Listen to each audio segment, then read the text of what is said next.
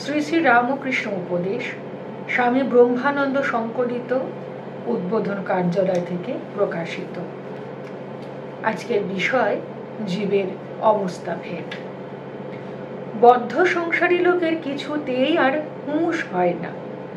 সংসারে নানা দুঃখ কষ্ট ও বিপদে পড়েও তবু তাদের চৈতন্য হয় না।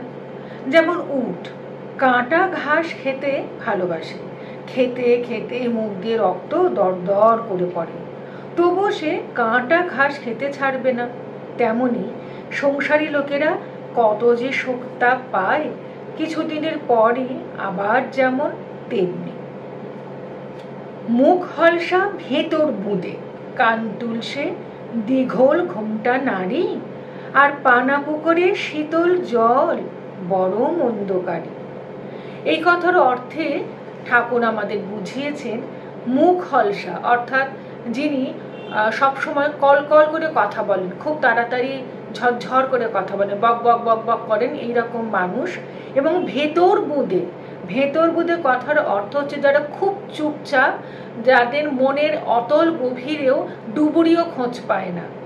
কান তুলসে, কানের যিনি বা যারা সবসময় তুলসী পাতা ধারণ করে, তুলসী গুজে রাখে, অতি ভক্তি, তাদেরকে বলা হয়েছে।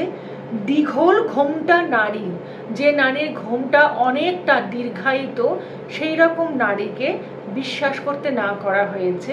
আর পানা পুকুরে শীতল জল বড় মন্দকারী, অর্থাৎ পানা পুকুর যেখানে নোংরা আবর্জনা, পানা কচুরি পানা ভর্তি, নানা রকম কীট পতঙ্গের আধার, সেইখানে জল ব্যবহার করাও উপকার নয়, মানে অপকারী। তাই বলছেন যে পানা পুকুরে শীতল জলও বড় মন্দকারী।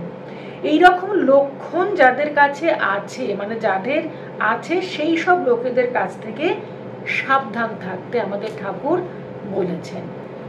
জয় ঠাকুর, জয় মা।